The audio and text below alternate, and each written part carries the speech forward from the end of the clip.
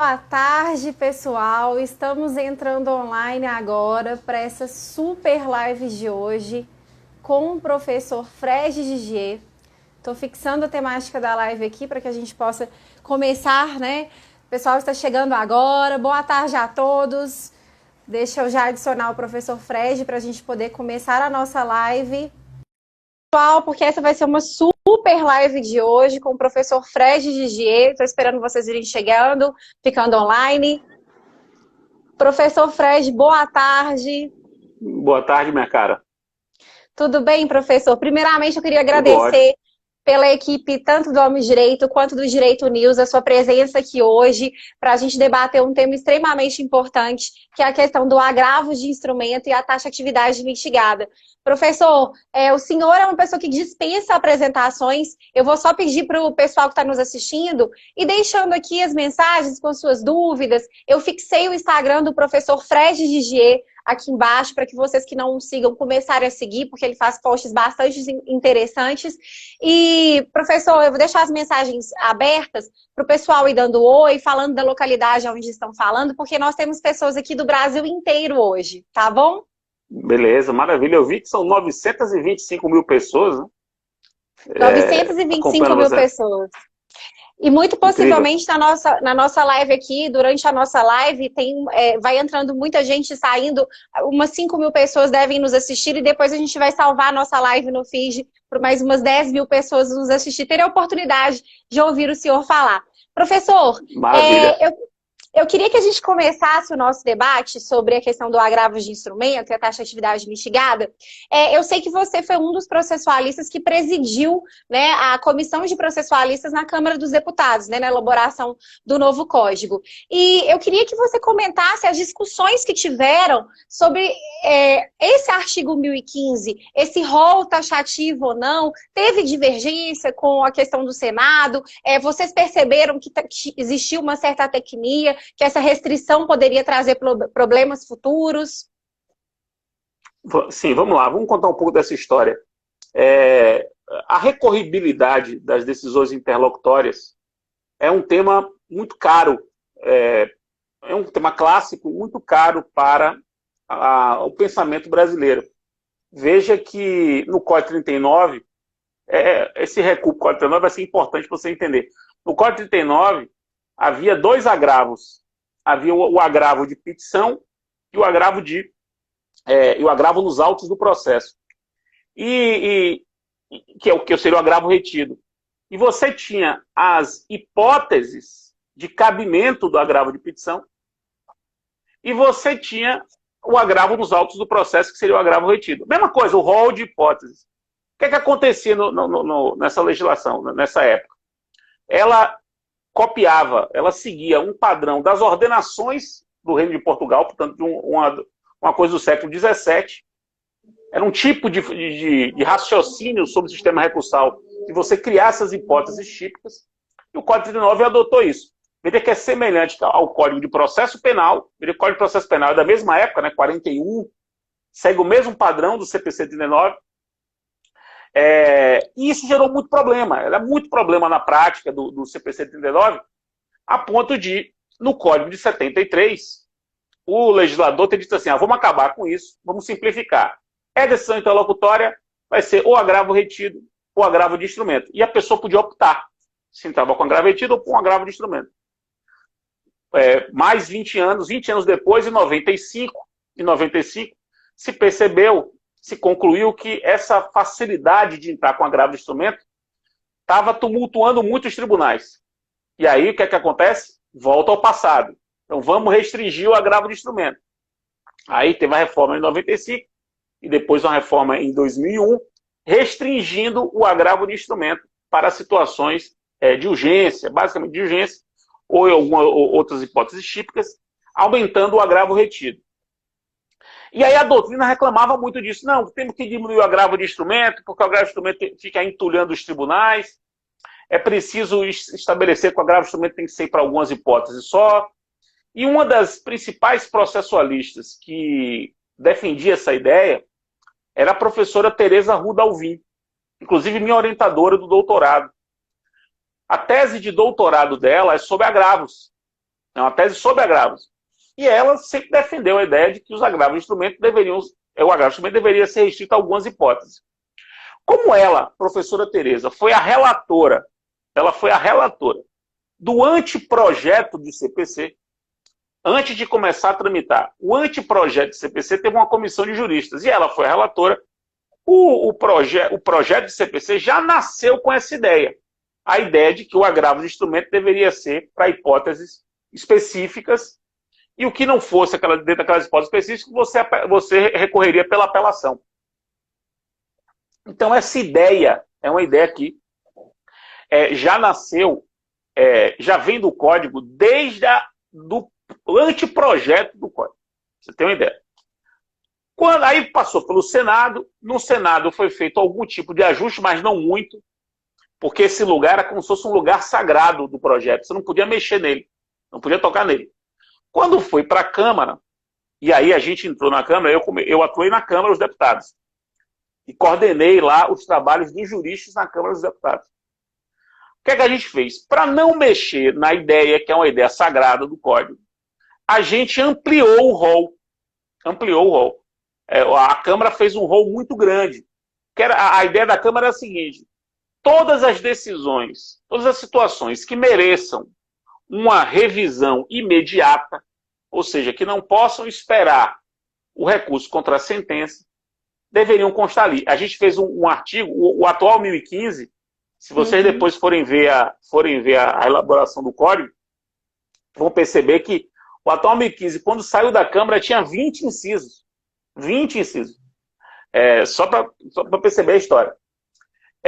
E aí, quando voltou para o Senado, na volta para o Senado, o Senado tirou boa parte desses incisos novos da Câmara e o código foi aprovado dessa forma. Muita discussão. Eu mesmo tenho textos meus muito críticos sobre o assunto desde lá de trás, desde a época da tramitação.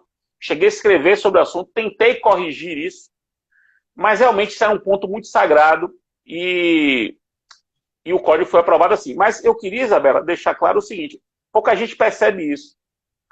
Não é simples isso que eu vou dizer. As pessoas, sobretudo aqueles que estão se preparando para concurso, eles ficam estudando agravo de instrumento pensando assim: eu já sei, agravo de instrumento só cabe nas hipóteses do 1015. Eu vou decorar as hipóteses do 1015. E fora disso não cabe agravo de instrumento. É uma leitura um pouco rápida, mas muita gente faz assim. E isso é um erro. Porque se você for perceber, o parágrafo único do 1015, o parágrafo único, ele não cria uma hipótese de cabimento tipificada. O parágrafo único do 1015 diz assim, que na execução, no cumprimento de sentença, na liquidação e no inventário e partilha, essas 4 situações, execução, cumprimento de sentença, liquidação, inventário e partilha, nessas 4 situações, cabe agravo de instrumento contra qualquer interlocutório. Qualquer uma. Ou seja, em execução, qualquer interlocutório é agravável. Em cumprimento de sentença, qualquer interlocutório é agravável. Em inventário e partilha, qualquer interlocutório é agravável. O caput, que é o que traz a lista, ele só se aplica às decisões interlocutórias em processo de conhecimento, tirando inventário e partilha. Ou seja, essa ideia de lista, essa taxatividade mitigada, que é o tema da nossa exposição aqui, da nossa conversa hoje, ela só diz respeito aos agravos de instrumento em processo de conhecimento, porque as hipóteses do parágrafo único já é agravo de instrumento de forma genérica. Já cabe agravo de instrumento qualquer que seja a decisão interlocutória impugnável. Exatamente. Então, esse assunto é um assunto que se restringe ao caput do 1015. Ótimo, professor. Para quem está chegando agora, estamos aqui com a presença do professor Fred G. Deixem de onde vocês estão falando, a cidade e o estado. Começamos agora a live explicando essas discussões técnicas que aconteceram, né, no tramitar do projeto do novo CPC. Então, professor, isso foi super alertado, como o senhor mesmo falou, e uma discussão muito grande entre essa questão da Câmara e o Senado, né, de quem presidia os processualistas que estavam ali. E aí, eu queria que você explicasse, a gente já sabendo entendendo que algumas tecnias já tinham sido percebidas no próprio procedimento legislativo em si, mas que passou, né, igual você explicou, principalmente por causa dessa relatoria de quem fez o anteprojeto. Eu queria que o senhor explicasse para nós, quem está nos assistindo, então, como ficou exatamente o regramento das interlocutórias, né, no Código de Processo Civil. Vamos entender melhor esse regramento, porque tem muitos advogados aqui hoje, mas tem estudantes de direito também. E depois a gente começa a discutir as teses que foram trazidas, inclusive pelo senhor e alguns doutrinadores, a questão da enxurrada de mandado de segurança, interpretação extensiva e analógica, e depois a gente passa a analisar essa questão da decisão do STJ. Ok, professor? Perfeito. Então vamos lá. Como é que fica a recorribilidade das interlocutórias no Código de Processo Civil? Você tem as interlocutórias impugnáveis por agravo de instrumento. Você tem as interlocutórias impugnáveis por apelação. E você tem as interlocutórias, essas são raras, que são irrecorríveis. Essas são irrecorríveis. Então vamos lá. As interlocutórias impugnáveis por agravo de instrumento, de acordo com o Código, elas se dividem em duas espécies. Você tem as interlocutórias proferidas no processo de conhecimento, e aí elas são agraváveis de acordo com o 1015 caput. E você tem as interlocutórias em execução, cumprimento de sentença, liquidação e inventário e partilha, que são sempre agraváveis. Essas, pouco importa o conteúdo, serão sempre agraváveis. Quando uma interlocutória em processo de conhecimento não é agravável, mas é recorrível, você recorre na apelação. Então, a apelação, tanto o recurso classicamente utilizado contra a sentença, é um recurso que hoje serve para impugnar a sentença e as interlocutórias proferidas ao longo do processo que não puderam ter sido impugnadas por agravo de instrumento. Então, houve uma mudança aqui. No Código passado, decisão interlocutória era sempre agravável. Agora, tem decisão interlocutória que não é agravável, é apelável. É apelável. Qual é a decisão interlocutória que é apelável? É aquela decisão interlocutória que não pode ser não pode ser alvo de agravo de instrumento. E quando é que não pode ser alvo de agravo de instrumento? Quando não se encaixa no artigo 1015 do CPC, caput. 1015 caput. Só que eu falei que tem um terceiro tipo de decisão interlocutória, que é irrecorrível. Tem um exemplo de decisão interlocutória irrecorrível, que é a decisão que admite a intervenção do amicus curiae. Decisão que admite a intervenção do amicus curiae, artigo 138 do Código, é irrecorrível. Então é um caso de decisão interlocutória que é irrecorrível. Então esse é o panorama que o Código apresentou. Mas a questão não é tão simples assim, porque começam a surgir problemas práticos que eu suponho você vá perguntar depois. Professor, então vamos dar até continuidade nisso, né? Quais são, assim que o CPC entrou em vigor, quais são as situações que a gente pode exemplificar, pelo menos duas, que os advogados começaram a vivenciar, ou seja, decisões interlocutórias que eles precisavam recorrer naquele momento procedimental e não podiam, e aí começou essas novas teses, tanto sua, né, sobre a questão da interpretação extensiva e analógica do agravo de instrumento em si, e dos mandados de segurança. Eu queria que o senhor explicasse a situação que esses advogados vivenciaram e quais foram as teses que começaram a ser aplicadas em alguns tribunais. Beleza. Então, para responder essa sua pergunta, eu vou voltar àquela premissa que eu disse a vocês. É preciso lembrar que o agravo de instrumento tem a hipótese do caput e tem a hipótese do parágrafo único. A do caput é para processo de conhecimento numa lista. Fora da lista não cabe agravo. E a do parágrafo único para quatro ambientes onde qualquer interlocutória será agravável, pouco importa o conteúdo. Por que é importante separar? Porque eu vou dar um exemplo em cada uma das situações. Decisão sobre competência.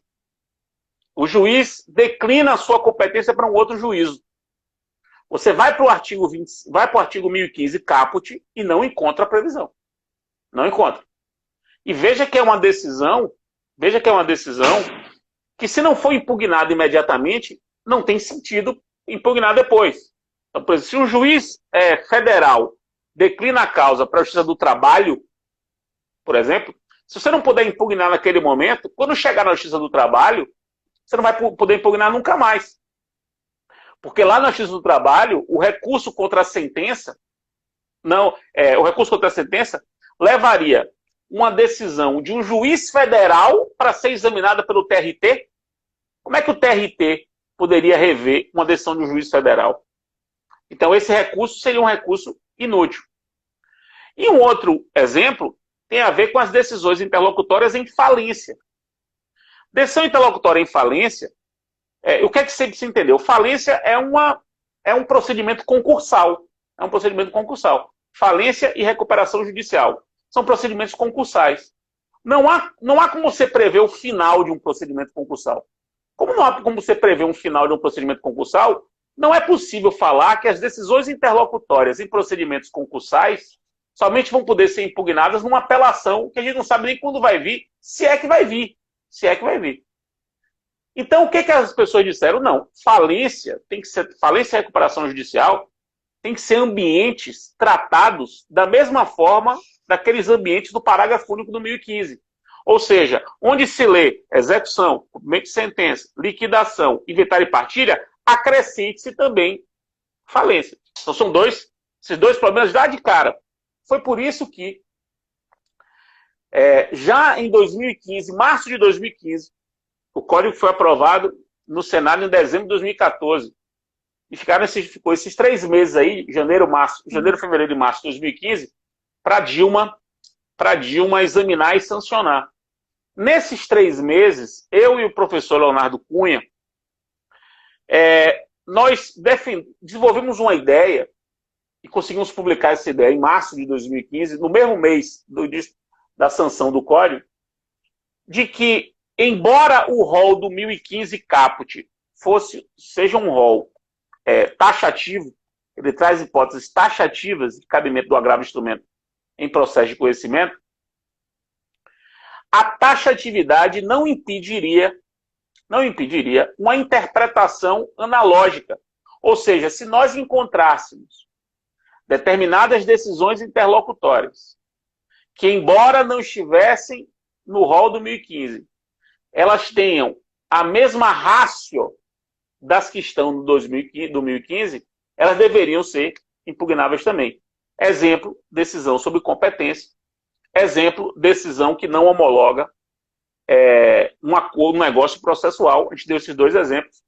Ambos os exemplos baseados no inciso 3 do 1015. Nós entendemos que o inciso 3, que cuida da convenção de arbitragem, ele poderia ser interpretado por analogia para abranger as hipóteses de decisão sobre competência. E aí nós pautamos a discussão. A discussão começou, muita gente adotou, muita gente foi contra. 2015 foi o ano da vacácio, portanto o código não estava em vigor ainda, mas a partir de 2016 as coisas começaram a acontecer. Agravos em todos os lugares, muita gente adotando, a gente foi realmente muito citado, foi um estudo muito influente, que pautou realmente a discussão sobre o tema. E aí a quantidade de decisões foi tão grande, a quantidade de interpretações analógicas, de problemas práticos. Repito, todos os problemas práticos nós já havíamos antecipado que aconteceriam. Mas, enfim, esses problemas todos fizeram com que o STJ, em 2018, pegasse um caso como um caso modelo, que era exatamente um caso envolvendo agravo de instrumento sob competência, e julgasse, definisse essa questão, né, resolvesse essa questão em dezembro de 2018, estabelecendo o modo como se deve interpretar o 1015, enfrentando essa tese que a gente colocou, e enfrentando, é bom que se diga, Isabela, não sei se você sabe disso, mas nesse período, eu tive um orientando do mestrado, chamado Gabriel Gonzalez. Ele fez mestrado exatamente nesse período, 2015 a 2017. 2015 a 2016. E aí ele, que entrou no mestrado, eu naquela época disse assim, você vai escrever sobre recorribilidade das interlocutórias. E ele fez um trabalho, um livro que acabou sendo publicado, chamado A Recorribilidade das Decisões Interlocutórias, no CPC 2015, Gabriel Gonzalez, meu orientando do mestrado, que defendeu uma tese que ia além da que eu defendia. Além do que ele iria além, que foi a tese que o STJ acabou me informando. A tese do STJ é a tese desse meu orientando, Gabriel Araújo Gonzalez, num livro hoje muito importante, tanto que está citado longamente na decisão. Professor, repete o nome do livro para quem está nos ouvindo e quiser adquiri-lo. A editora, né, que com certeza deve ser a editora Euspódio, inclusive, aproveitar essa oportunidade que nós estamos falando de livros, a gente não pode deixar de falar da sua coleção, que é a coleção de Direito Processual Civil mais vendida do Brasil. Eu sou professora de graduação e pós, e a gente está um pouquinho longe, eu estou aqui em Belo Horizonte, Minas Gerais, mas todos os meus alunos, grande parte das faculdades, utilizam o seu livro, porque assim, ele traz uma linguagem assim, muito tranquila, uma leitura fácil, e você consegue trazer todos os temas. Por exemplo, isso que nós estamos dialogando aqui, está lá no seu livro, explicando todos os detalhes, tá, né, as discussões técnicas aqui e tal. Olha aqui. Exatamente. E é uma coleção, professora, que se a gente adquire, né, na Euspódio o conjunto, a gente tem um desconto, não é isso? Um desconto bem razoável, né? Bem razoável. E esse livro de Gabriel chama-se A Recorribilidade das Decisões Interlocutórias no CPC 2015. A Recorribilidade das Decisões Interlocutórias no CPC 2015. Gabriel Araújo Gonzalez é o nome dele. Ótimo, professor, ótimo. Bom, pode continuar, que eu te interrompi, você estava contando exatamente que eles aderiram, extrapolaram até o que você falou, seguindo inclusive a tese do Gabriel. Uhum. Exatamente. E aí, em dezembro de 2018, o STJ resolveu o tema, resolveu, agora, bem ou mal, o problema está resolvido. O que é que o STJ fez, né? O STJ adotou a premissa de que é possível diante de um rol taxativo, fazer interpretação por analogia. Então, a premissa que a gente defendeu. Todos os exemplos que nós havíamos dado de cabimento do agravo de instrumento fora da hipótese do 1015, eles acolheram a questão da competência, acolheram a questão da decisão que não homologa negócio processual. Inclusive, o caso a partir do qual o STJ julgou é um caso sob agravo de competência. Então, o caso já era um caso sob agravo de competência. Só que o que o STJ fez? O STJ não encampou a nossa ideia 100%. Ele pegou a premissa e foi além. O que é que o STJ disse? E aí, para poder entender o que o STJ disse, vou voltar ao início da minha fala. Lembrem que o 1015 tem o caput e tem o parágrafo único. Tem o caput e tem o parágrafo único.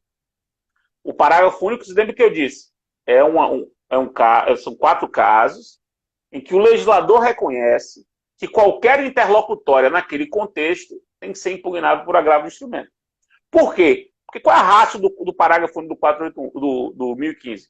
Qual é a ratio do parágrafo único do 1015? A ratio o legislador entende que na execução, na liquidação, no cumprimento de sentença, no inventário e partilha, não tem como esperar a sentença para você impugnar as interlocutórias. As interlocutórias têm que ser impugnadas imediatamente. É como se houvesse uma presunção legal de que a impugnação tem que ser imediata naqueles 4 ambientes. Pois bem, mas isso é só para aqueles 4 ambientes. No processo de conhecimento seria o rol do 1015. O que é que o STJ fez? O STJ pegou o parágrafo único e usou como modelo. E disse o seguinte, olha qual é a tese do STJ. Caberá agravo de instrumento sempre que a não impugnação imediata revelar-se inútil. Ou seja, sempre que, se eu não impugnar agora e só puder impugnar depois, o recurso posterior vai ser completamente inútil. A inutilidade do recurso posterior, no caso da apelação, é que torna a decisão agravável. Ou seja, o STJ pegou a ratio do parágrafo único do 1015 e estendeu. Mais ou menos assim, sempre que a apelação contra a interlocutória for inútil, sempre é o caso de agravo de instrumento. Aí abriu o sistema. Essa é a tese de Gabriel. Gabriel defende isso. Gabriel defende que a regra tem que ser a seguinte: cabe agravo de instrumento sempre que, além das hipóteses do 1015, sempre que o recurso contra a sentença se mostrar, naquele caso, inútil. Então, é isso que você tem que mostrar quando você vai agravar. Claro que se sua hipótese já estiver dentro do 1015, seu trabalho está facilitado. Ora, se você quiser agravar fora do 1015, diz o STJ, demonstre que seu recurso futuro seria um recurso inútil. E aí o STJ dá os exemplos. Competência é assim, falta de homologação de negócio processual. É assim. São Professor, exemplos que estão na própria decisão. Diga. e sobre esse julgamento do STJ, eu tenho dois questionamentos a te fazer. Primeiro, o senhor acredita que gera celeridade processual, começando inclusive de como está previsto no próprio CPC, no artigo 1015 caput? Você acredita que gera celeridade processual a redução do número de recursos, a redução das hipóteses, como, por exemplo, foi muito defendido na parte quando tramitou o projeto pelo Fux? Eu queria que você me explicasse isso, porque nós temos algumas pesquisas feitas tratando sobre etapas mortas do processo e morosidade processual, que mostram claramente que a nossa morosidade processual está atrelada a uma questão estrutural. Né? Quase 90% do tempo em que tramita os autos hoje é porque os autos estão parados em secretaria. Então, assim, eu queria que o senhor, já que a gente começou a entrar nessa questão da decisão do Superior Tribunal de Justiça, já manifestasse o seguinte: foi acertado trazer essa taxatividade? Porque, e outra coisa, outra pergunta, existe uma taxatividade mitigada? Porque ou é taxativo ou não é? E se o senhor acha que dentro desse panorama, dentro desse prospecto, não deveria ter ocorrido uma reforma legislativa e não uma intervenção do judiciário no que tange essa matéria? Olha, são muito boas perguntas, todas elas. Eu acho que essa ideia de limitar as hipóteses era um auto-engano. Por que era um auto-engano? Porque o rol das hipóteses previstas, expressamente previstas, já correspondia a 90% dos agravos de instrumento que existiam. Então você não estava tirando praticamente nada. Praticamente nada. É um auto-engano. Também por isso. E há um auto-engano também por outra razão. Se você não previsse agravo de instrumento contra a decisão de competência, como não previram, o que é que ia acontecer na prática? Iam aceitar o agravo de instrumento contra a competência. Iam aceitar. Era inevitável que... É uma coisa assim tão óbvia que iam aceitar. É muito óbvio. Então, auto-engano também. O problema da lentidão do nosso judiciário nunca foi o número de recursos. Tanto que, perceba, vamos acabar com os embargos infringentes. Agora vai. Acabaram com os embargos infringentes, agora o processo brasileiro vai ser ultra sério. Os embargos infringentes não correspondiam nem a 1% dos recursos do Brasil. Não dava 1% dos recursos. Então, tudo isso é um auto-engano. De fato, os tempos mortos do processo, eles correspondem eles realmente são o principal entrave para a duração razoável. Mas eu também coloco outro entrave, que é as demandas irresponsáveis, né? As demandas repetitivas e irresponsáveis. Há um problema regulatório que tem que se resolver. A Fazenda Pública, sobretudo a federal, está tentando administrar isso bem para poder conter as demandas desnecessárias. O sistema de precedentes, bem ou mal, veio para ajudar, tanto que os tribunais superiores têm caído, né, o número de processos nos últimos anos, que mostra que o sistema de precedentes está ajudando de alguma maneira a conter esse processo. E sobre a reforma legislativa, aqui me parece que a gente tem uma pequena divergência, eu acho, não sei. O fato de o rol ser taxativo, róis taxativos, nunca impediram interpretação por analogia. Nunca impediram. Há vários exemplos de róis taxativos que permitem interpretação por analogia. A analogia, ou seja, se você encontra uma situação tem a mesma ratio do tipo, você pode buscar analogia. Um exemplo interessante diz respeito a rol taxativo de doenças para levantamento de FGTS. É um rol taxativo. Rol taxativo. Nunca se proibiu que um juiz determinasse o levantamento do FGTS pelo fato de o sujeito estar com uma doença tão fatal ou tão degenerativa quanto, mas cuja doença não estava no rol. A doença não está no rol, mas aquela doença é tão fatal ou degenerativa quanto todas as outras que estão no rol. Então a situação é análoga, o juiz levantava. O rol continua sendo taxativo, mas a interpretação é analógica. Uma proposta legislativa poderia resolver, aí você tem que ver que proposta seria essa. Seria uma proposta para mudar o modelo, para ser um modelo da agravabilidade geral, ou uma proposta legislativa seria para aumentar o rol? Porque uma proposta legislativa para aumentar o rol não resolveria da mesma forma, continuaria sendo um rol maior. Se for uma proposta para mudar o modelo, também seria um auto-engano. do meu modo de ver, isso também seria um auto-engano. Porque não iria diminuir praticamente nada o rol de agravos, e tem algumas hipóteses do 1015 que são razoáveis. Por exemplo, decisão que não desmembra, né? A do 1015, inciso... decisão que rejeita limitação de litisconsórcio, portanto, não desmembra. Não desmembra. Por que agravar essa decisão? Realmente não tem por que você agravar. É um caso realmente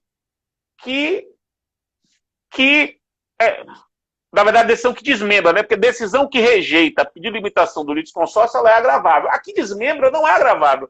Porque se desmembrou, qual é o prejuízo para você?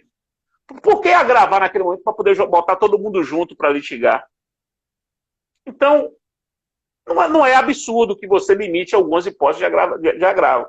Então, eu não sei, Isabela, se um projeto legislativo... Já até me chamaram para poder ajudar a minutar esse projeto, tem comissão formada. Eu acho que é muita energia gasta para uma coisa que, bem ou mal, eu não... Veja, eu tenho a minha concepção sobre o cabimento do agravo de instrumento. Mas eu entendo a decisão do STJ, sabia? Eu não vi com muita má vontade a decisão do STJ, porque a decisão do STJ acabou sendo uma decisão prática. Ela resolveu um problema prático. Tanto que nem se fala mais nisso. Vai fazer 2 anos e está resolvido o problema. Não há mais... Isso deixou de ser um problema prático. Isso foi um problema prático e deixou de ser. Não há mais discussões sobre isso. O problema está resolvido. Ainda que de uma forma um pouco vaga pelo STJ, o STJ garantiu uma regra de transição. Ele protegeu, no precedente está dito isso, né?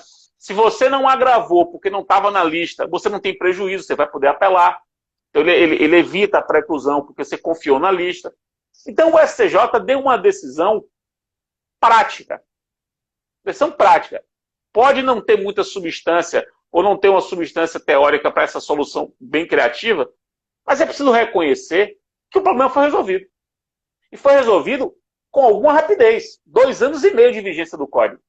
Em 2 anos e meio de vigência do Código, o STJ, que é o Tribunal Superior para tratar do assunto, pacificou o problema, e pelo menos na minha vida prática, eu sou advogado militante, agravo para mim é uma peça do dia a dia, isso não é mais um problema. Não é mais um problema. Ninguém mais discute cabimento de agravo. Professor, mas na época, igual você está falando que foi até séria a resolução do problema, mas aqui em Minas nós tivemos uma enxurrada de mandados de segurança que foram impetrados, alguns advogados estavam seguindo a sua tese da interpretação analógica, então assim, estava tendo muita divergência no que tange a matéria, mas aí eu queria te perguntar, sobre essa decisão específica do STJ, você não acha que gera uma insegurança jurídica? Porque muitos advogados estão interpretando que, olha, agora nós vamos agravar com essa fundamentação, né, gerada por esse precedente, falando, olha, não podemos esperar, porque senão, se eu esperar para preliminar de apelação ou contra razões, isso vai gerar a perda, inclusive, do direito, enfim. Então, você não acha que ficou um pouco falha nesse ponto, devido a essas interpretações? Mas veja, Isabela, que a própria ministra Nancy Andrighi disse isso na decisão. Aquele que não tiver agravado contra uma interlocutória que não está na lista, não perderá o direito de impugnar na apelação. Então, ela garantiu esse risco que alguns vislumbram, foi protegido pela decisão. E ela diz assim, ó, se você agrava contra uma decisão que não está na lista, e o tribunal, você agravou, você confiou que era agravável, e o tribunal não conhece desse agravo,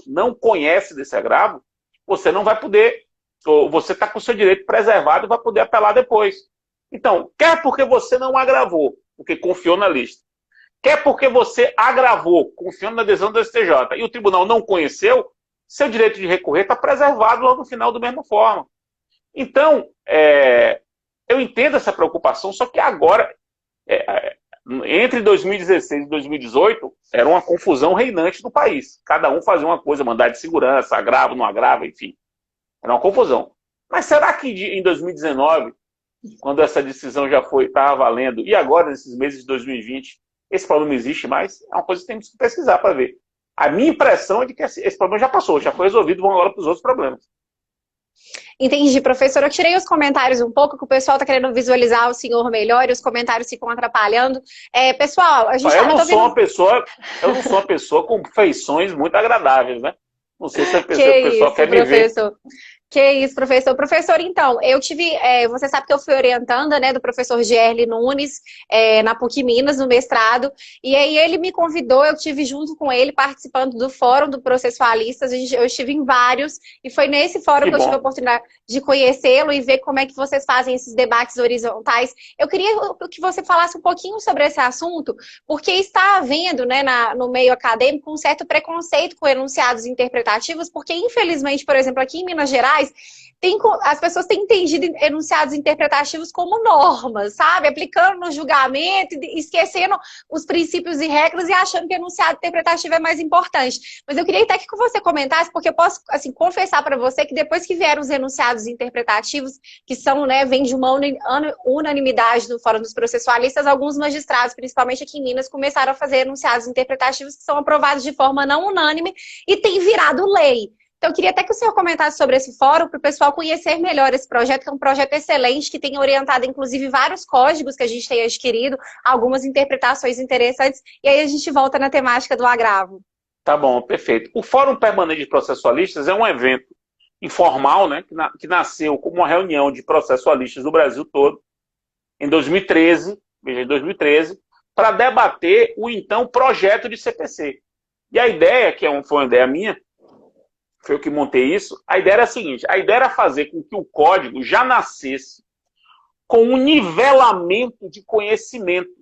Ou seja, que as pessoas já estivessem minimamente niveladas no Brasil todo.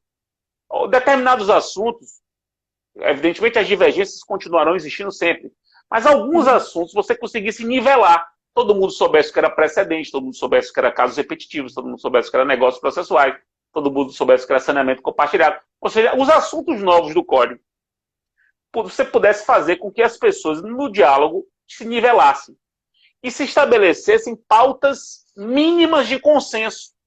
Pautas mínimas de consenso. E só faria sentido se fosse por unanimidade. Ou seja, se a gente fosse construindo consensos unânimes, para que deixasse o que não fosse unânime para ser debatido e ser aperfeiçoado. E a ideia de que qualquer um pode objetar é uma ideia ótima, né? Porque se qualquer um pode objetar, significa que não vai ser aprovado nada com a qual eu não concorde. Então eu fico com essa segurança. Eu fico com a segurança. Se alguém propuser uma coisa que eu não concordo, eu objeto.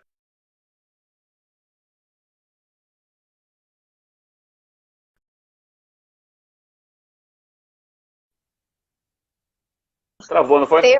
Não, na verdade, não travou, nesse... não. Apareceu na tela. Pode continuar. Então, esse equilíbrio fez com que a gente construísse 700 enunciados doutrinários, todos por unanimidade, num nível muito alto de qualidade doutrinária. Hoje, veja, Isabela, não sei se você chegou aí a todos, mas comparar o que as pessoas sabiam sobre negócios processuais em 2013, foi o primeiro aqui em Salvador, com o que as pessoas sabem sobre negócios processuais hoje. Dierle, por exemplo, seu orientador, ele foi relator do primeiro grupo de precedentes. Verdade. Em outubro de 2013. Era um assunto tão na moda que a gente fez 2 grupos de precedentes.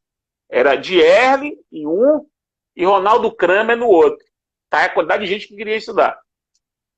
Só foi aprovado um enunciado em 2013, porque é uma confusão, ninguém sabia exatamente ao certo.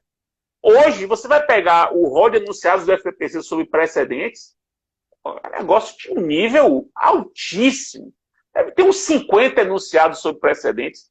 Assim, no nível doutrinário, que mesmo num assunto ultra polêmico, como é o caso de precedentes, se conseguiu chegar a consensos mínimos. Então, essa contribuição, que é uma contribuição doutrinária, não é normativa. O peso dessa contribuição tem pela origem dos enunciados.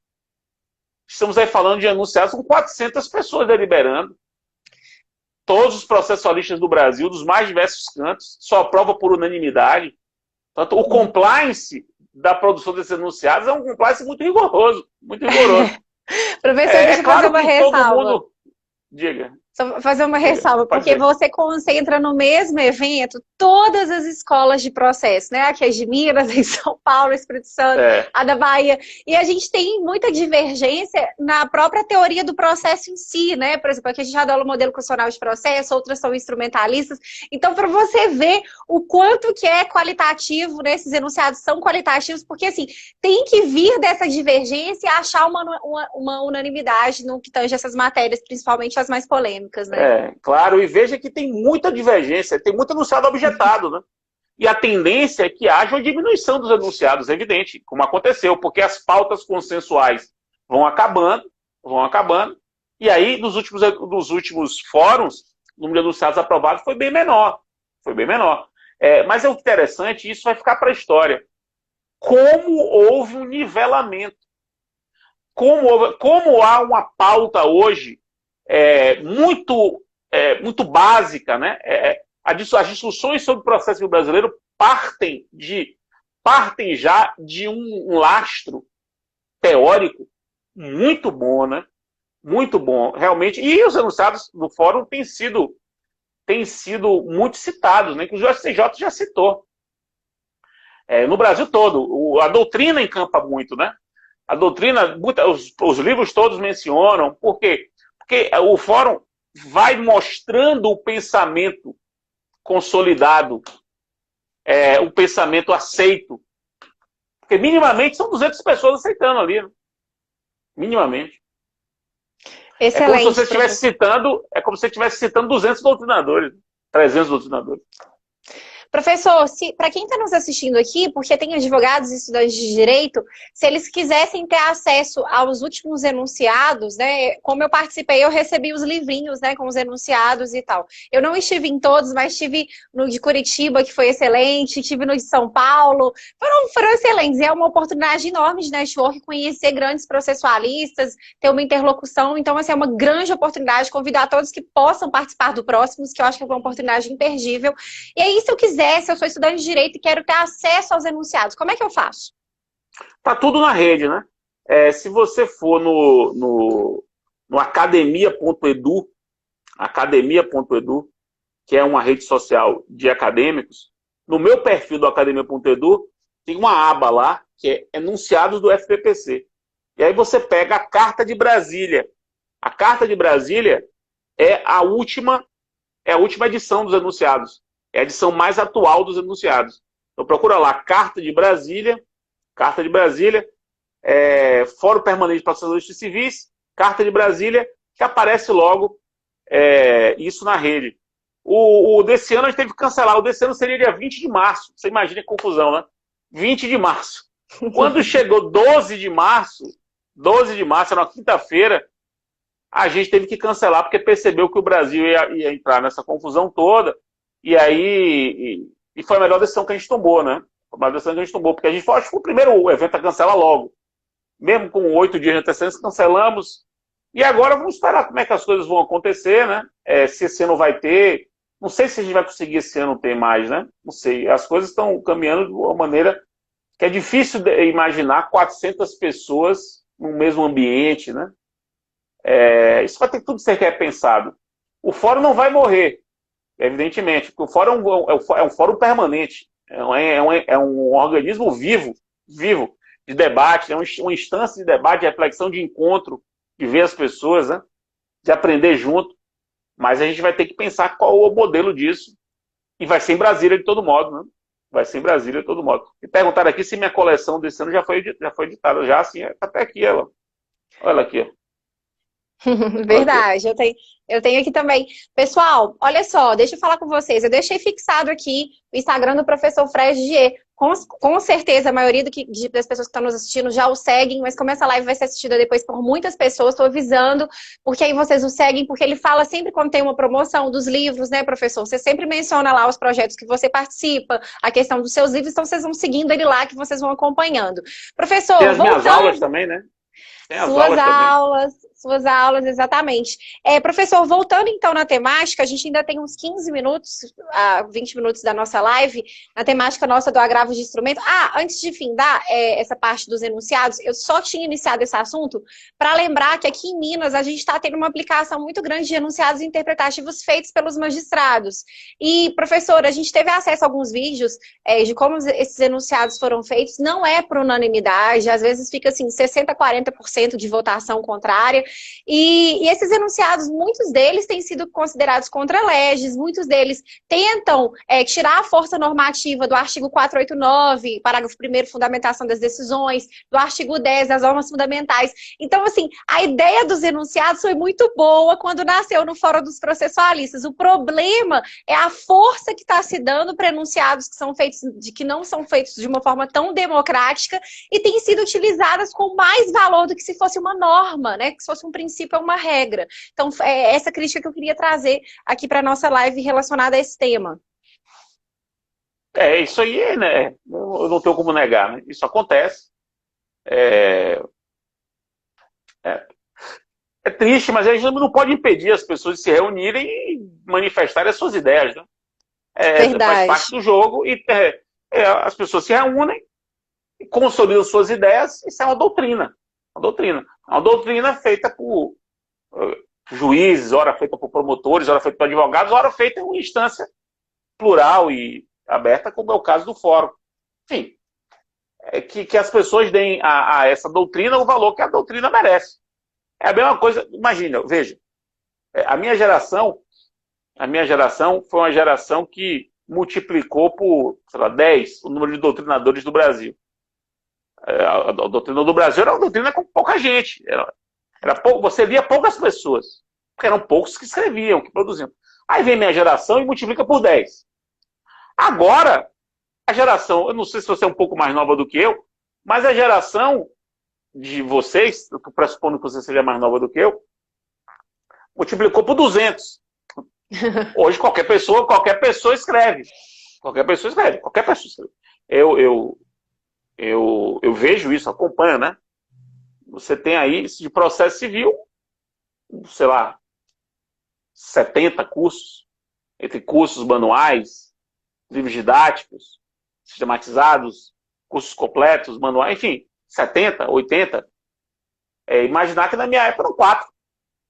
Eu fiz a graduação, tinha Amaral Santos, estava morto, Vicente Greco, Humberto Teodoro, Hernani Fidelis, aí você se esforçava no abatecer. Isso há 25 anos atrás. Hoje tem 80. Então, o que acontece? Quando você tem um excesso de enunciados, excesso de doutrina, a tendência é que fique aquilo que é mais forte, aquilo que é mais substancial, aquilo que tem mais fundamento, aquilo que é mais sólido, né? Exatamente, essa professor. É a tendência. Voltando ao nosso assunto do agravo, né, para a gente encerrar até com essa temática, teve uma fala sua que me chamou a atenção quando a gente estava falando sobre a questão se reduzir as hipóteses recursais ou números de recursos gera celeridade, né? E aí você comentou sobre essa questão da duração razoável do processo e até citou a questão do sistema de precedentes que veio para tentar ajudar, né, no que tange essa questão.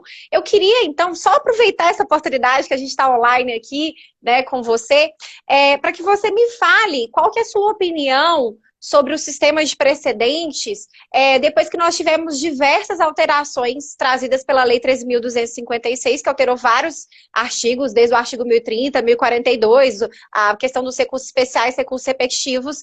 E se você acha, professor, que dentro dessas alterações, que, assim, ao meu ver, não foram tão...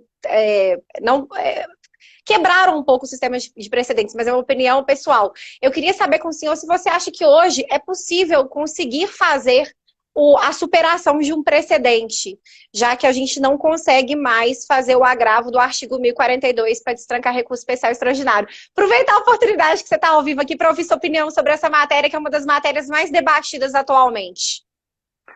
Veja, eu estou falando com orientanda de Jerry Nunes, né? Então... você tem que respeitar seu orientador e seguir a linha dele. É natural que você se preocupe com isso.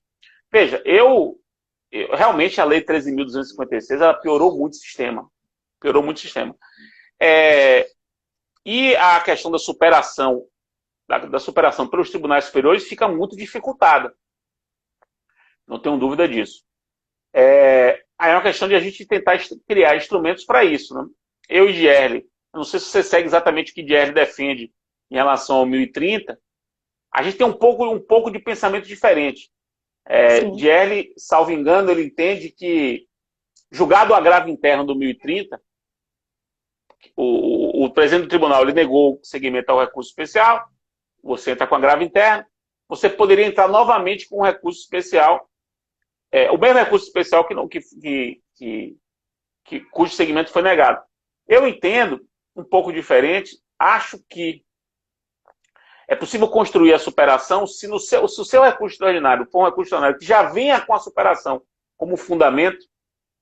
Então, a superação já é um fundamento. Você traz as razões da superação no fundamento do seu recurso extraordinário. O presidente do tribunal local ele pode admitir o recurso. Ele tem esse poder de admitir o recurso. Porque ele vai admitir para fins de superação. Ele vai dizer, não, eu estou admitindo aqui porque eu entendo que há argumentos razoáveis para que o Tribunal Superior possa reenfrentar o tema. E aí, evidentemente, não vincula o Tribunal. O Tribunal Superior vai poder dizer não, simplesmente não conhece. Mas isso destrava aqui. Então, você pode construir uma solução dessa forma.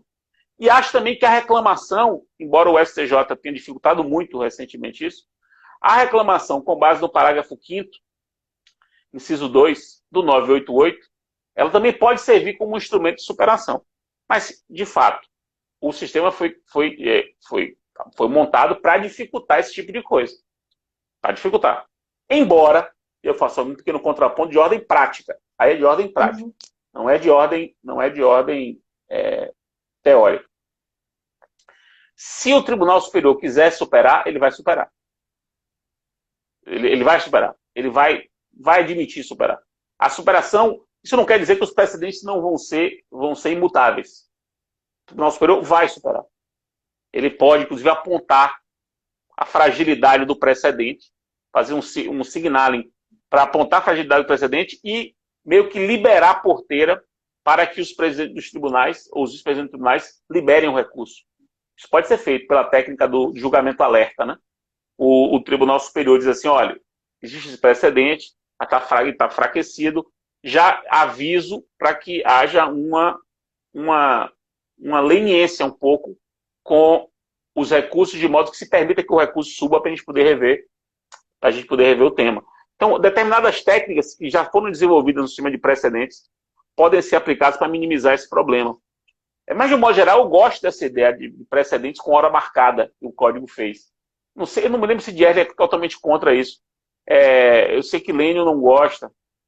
Eu acho até que Gerli, no caso, para ele não é tão problemático. Mas eu gosto de precedentes com hora marcada. Essa ideia de que o tribunal ele avisa a todos que vai discutir uma questão, que vai debater uma questão, e que essa solução dessa questão vai vincular esse aviso prévio que acontece nos repetitivos, que acontece no IRDR, é uma coisa que eu acho interessante. Acho que é uma contribuição do Brasil para o mundo. Eu acho. Embora muita gente discorde de mim nesse ponto. Excelente, professor. Professor, só para quem está nos assistindo, pessoal, para quem chegou agora, mandem de qual localidade vocês estão falando, printa aqui a nossa live, marca eu e o professor Gigi, deixei o Instagram nossos aqui embaixo. Professor, só para quem está nos assistindo e pode ter ficado assim na curiosidade, comenta um pouquinho, porque a sua tese, realmente a tese do professor Gerli era um novo recurso especial, e a sua, inclusive eu li muito sobre isso, a questão da reclamação constitucional. Essa decisão recente, né, do STJ no que tange a reclamação constitucional inviabiliza muito isso. Eu queria só que você explicasse para quem está nos assistindo, porque tem muitos estudantes de direito aqui também. O STJ recentemente simplesmente negou.